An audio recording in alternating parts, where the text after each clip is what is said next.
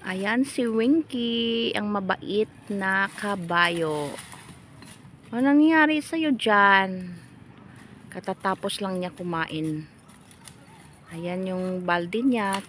Taob na. Ano nangyari sa'yo, Winky? Sumuot ka kasi dyan, kaya tuloy yun.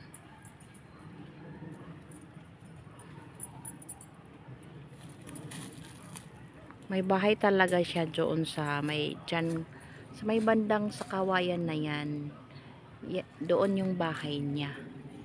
At nilalabas lang siya ngayon lang at pinapakain ng kanyang busing.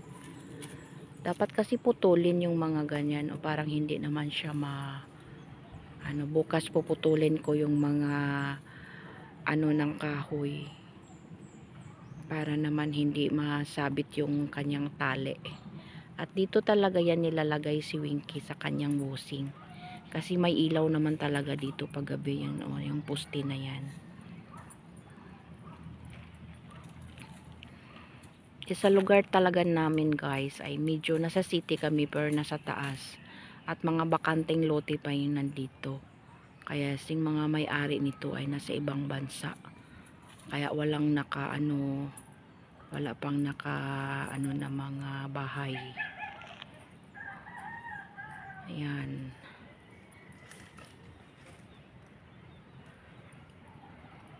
Kaya nandito si Winky, pinapastol lang kanyang busing.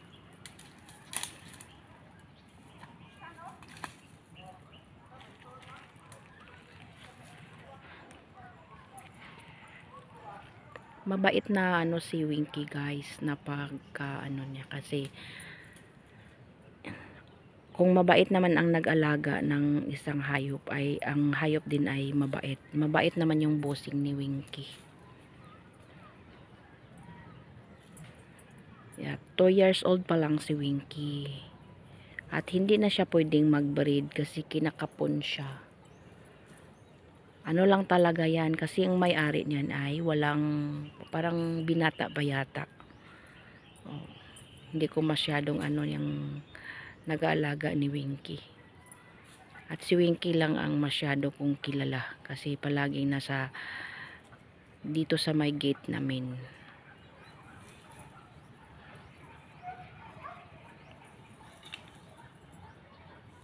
Ayan si Winky.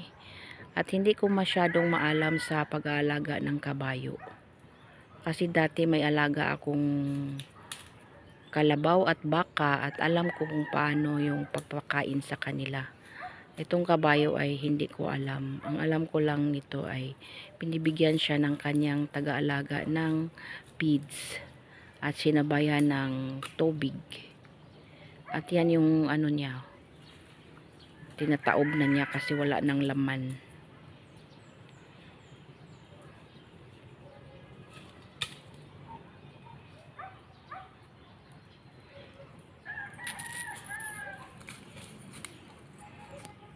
Medyo na yung paligid namin kasi padilim na.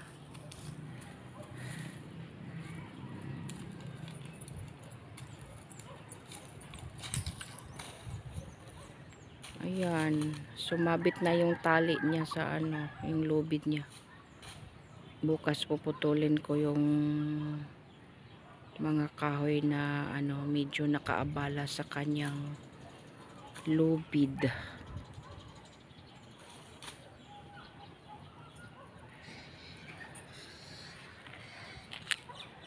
Halloween.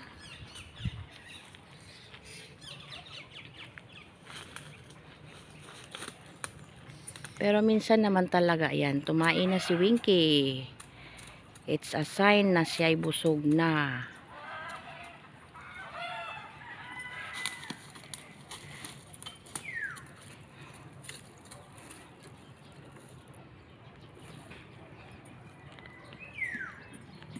Magandang ni Winky yung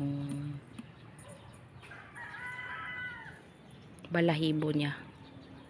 Kasi parang sinashampoo pa yata siya, binabrush.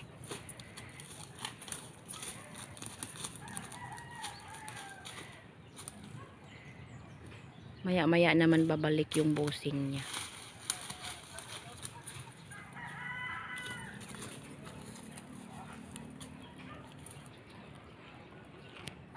Kweng.